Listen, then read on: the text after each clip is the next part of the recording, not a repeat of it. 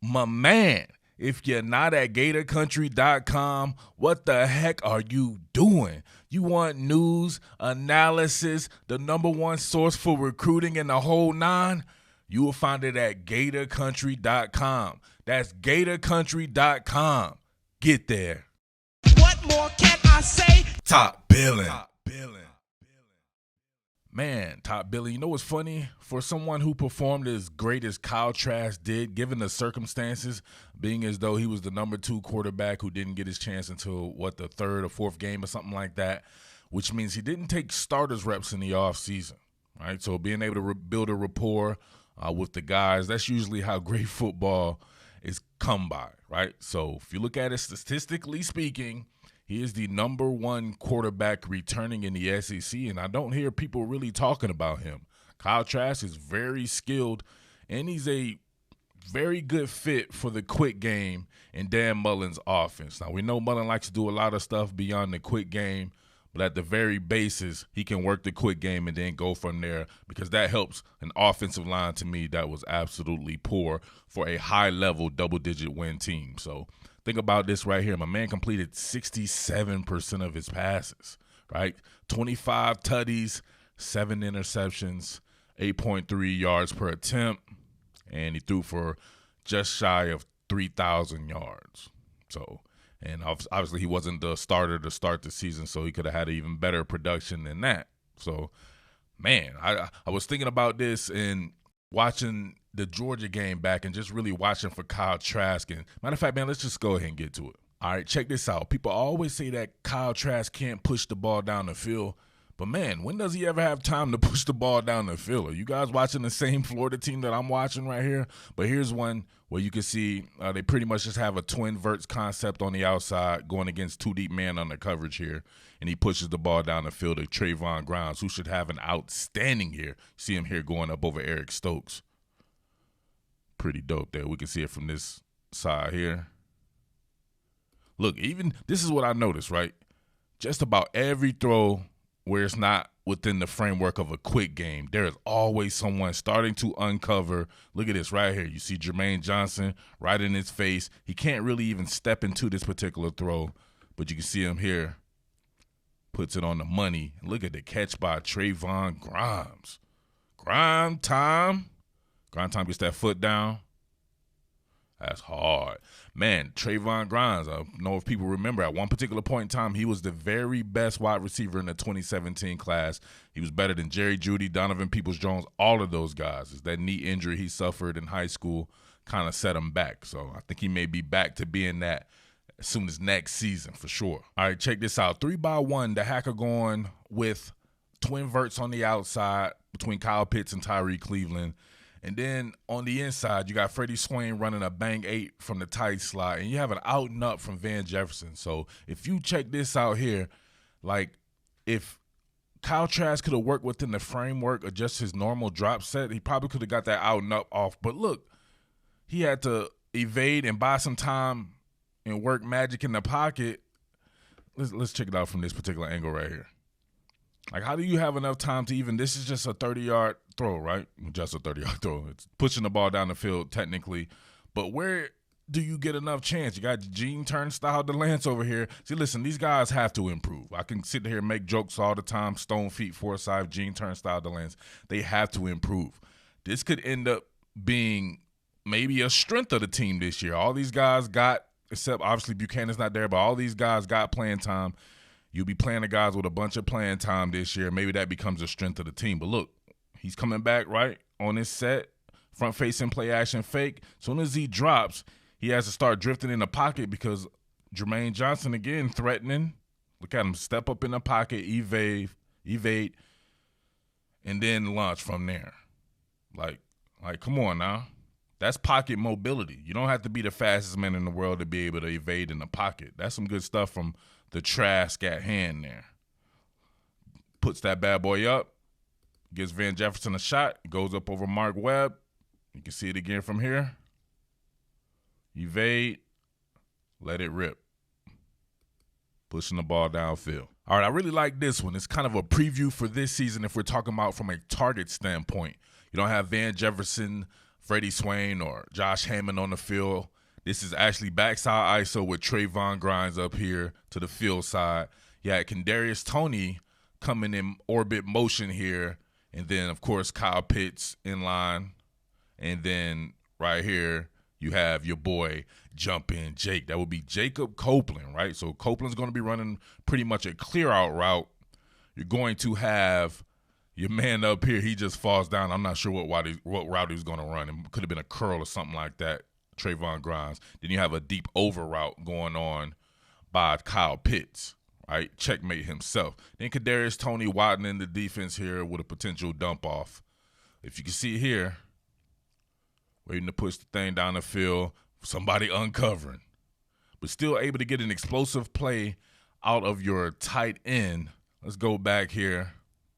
Check it out from this angle. Now you can see him in motion. Now look at this. Buchanan battling here. Double-double here on the right side. Then the back widening it out. Michael P. Ryan. Should be good, right? You see Buchanan getting pushed by Big Jordan Davis here. Trask is standing tall and talented in the pocket, but obviously it's an over route. You got to wait for him to clear traffic on the other side. Just so happens, just in time when Jordan Davis is clearing, he gets to launch this, and it's an easy throw. Look at the butter on this throw. Oh, look at the product placement. Hitting right in stride. You know, man can't be guarded by too many linebackers out there, especially if you're playing some type of zone. Hitting right in stride. Let him get upfield. Checkmate needs to be aware of his surroundings a little bit better, though, because he steps out right here. Could have got a couple more yards out of that, but good play there. Pushing the ball downfield, or at least creating a semi-explosive play. If we're talking about explosive plays, I was told it was 15 yards or more. I always think about it in terms of 20 yards. I don't know why 20 just sounds better than 15, but 15 yards or more, they consider that an explosive play. All right, check this two-man game going on. TT stunt here. Now, they're trying to push the ball down the field here. But you got, who's got right here? Rochester and Devontae Wyatt. Look at Wyatt uncovers real quick. Trask is unable to really put anything on this particular throw. Now, check this out, right? Working with the TT stunt here with Buchanan and Hagee. Now, I don't understand this right here, right? Got Buchanan here. He can clearly see the stunt about to happen, right? Bend your knees. Get a little oomph in yourself. And think about it. You have help. You have help here, Richard Garage, and you're still unable to stay parallel enough to where you can give him just another second, right? You see Wyatt already uncovered. Where are you going to go with this? You can't really step into it like you would want to on your follow-through or whatever like that. Got a little bit of duress there. Maybe he could have let it upfield a little bit more. He tries to kind of throw it to the inside here. But if he could have put a little bit more on it and threw it back towards the back pylon, Jacob Copeland had Eric Stokes here. He had him out-leveraged. So that's what I'm saying. So fans don't see the little stuff like that. And the offensive line has to improve. All right, y'all remember that concept earlier? This is a variation of it, right?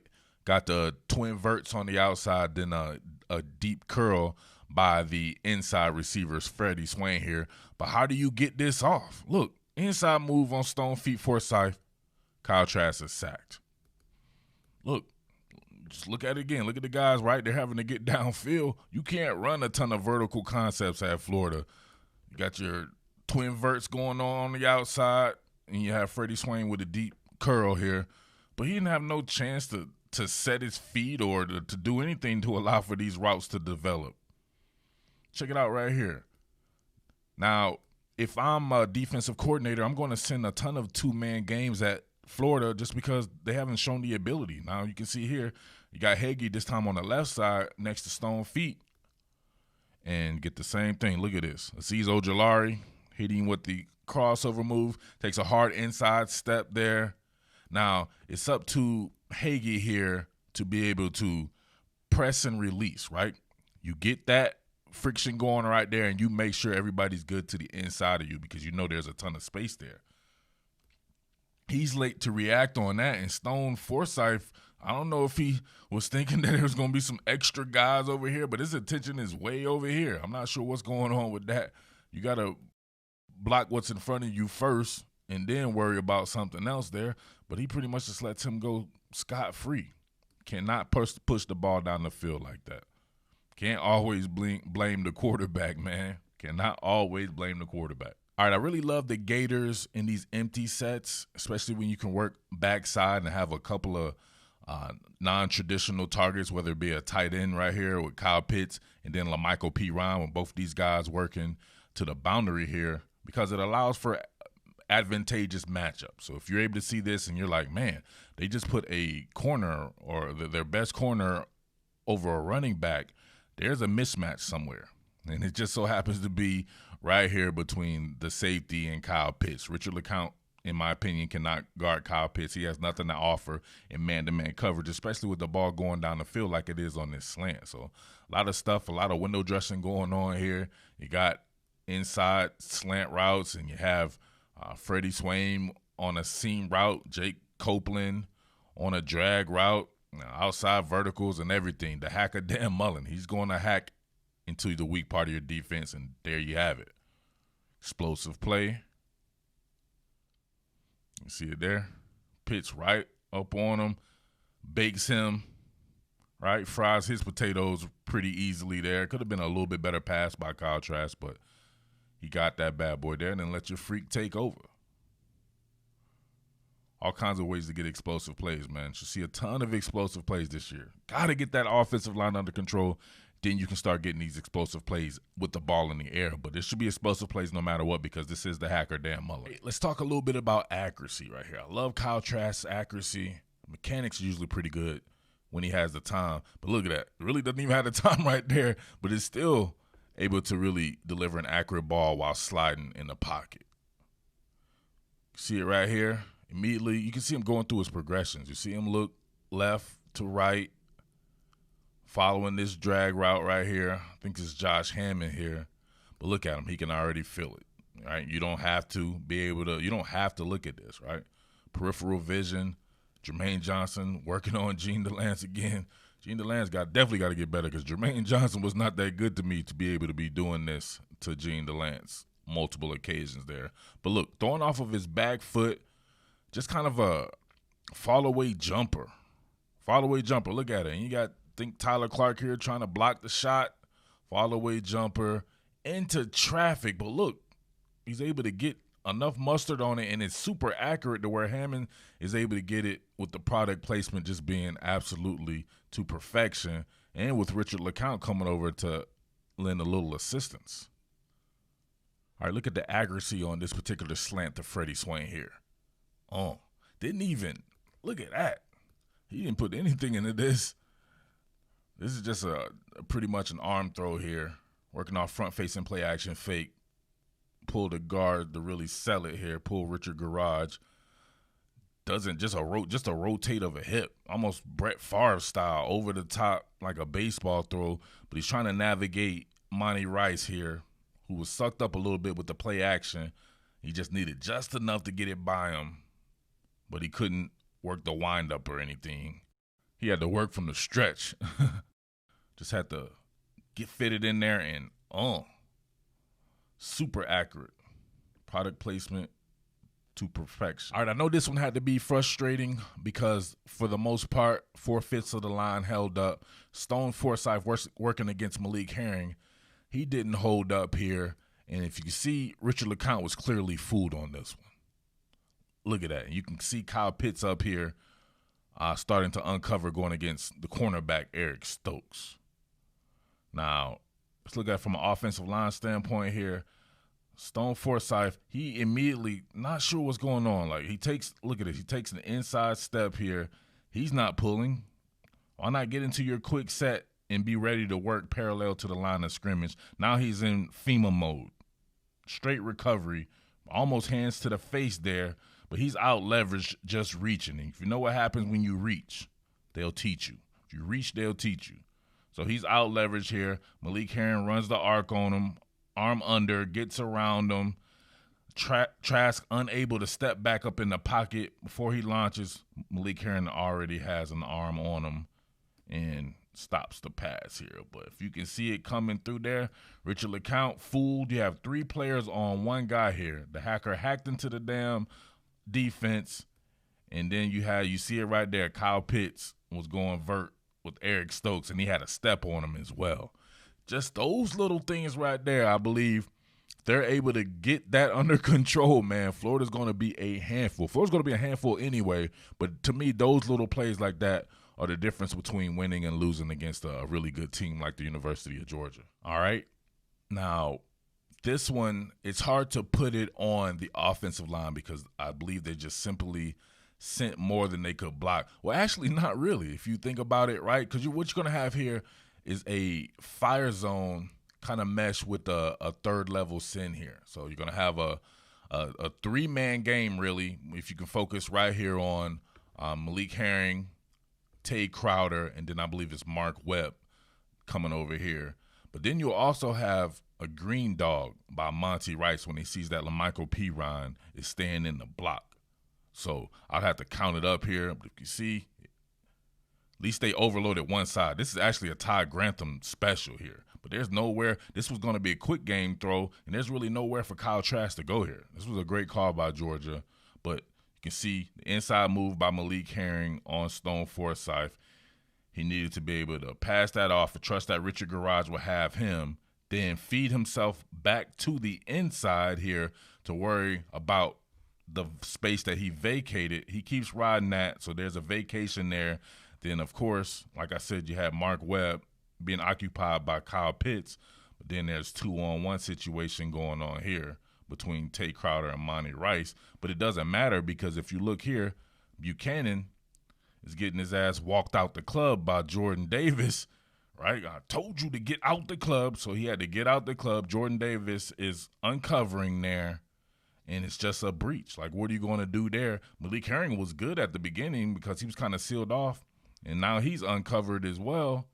There's really nowhere for Kyle Trask to go with this. You try to even the maybe dump this at the feet. Maybe he'll learn right now he could just dump this at the feet of LaMichael Pirine and live to fight another day. But that also comes with experience. He could have just slammed that ball into the ground, live to fight another day.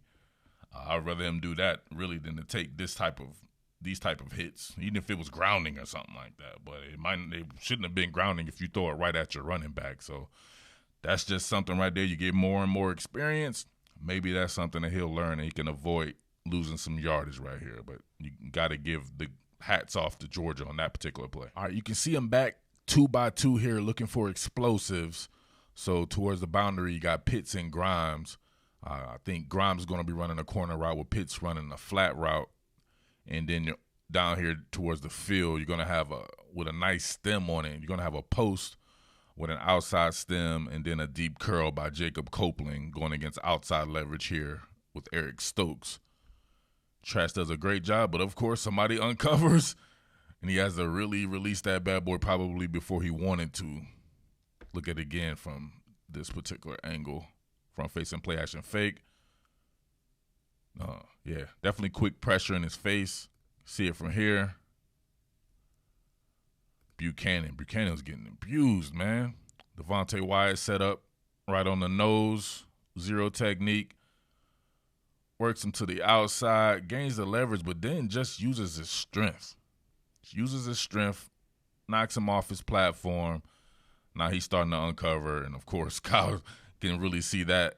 So he can't deal with the Trask at hand here because he goes ahead and launches that bad boy. Look, over the defender, over the underneath defender, in front of looks to be the safety here. Might be J.R. Reed there. So always working in the face of adversity no matter what. Imagine this guy with just clean pockets, at least in high-level games like this. All right, let's go ahead and wrap it up right there. The Hacker Dan Mullen does have the best returning quarterback in the entire conference, and I think we definitely need to pay attention to that. However, will he end up the best? That's why they play the season, right? But you have to say coming into the season, he is the best, especially if we're talking about people who played in the Southeastern Conference last year and played against a little bit better competition to see how their results are derived there. So they can push the ball down the field, just got to be a little bit better. I don't think it has anything to do with Kyle Trask's arm, which is one of the things that I wanted to kind of highlight here. He has a good enough arm to push the ball down the field. If we're talking about these high-stakes games like that, it's just going to be about that offensive line. And I do think the offensive line will improve, but ain't nothing to it but to do it. You can hope and speculate all you want. You have to see that come to fruition, and hopefully experience is the factor that helps that out. But that being said, I appreciate you guys as always. I appreciate Gator Country as always as well. It's your boy Murph, the Underground King. Peace.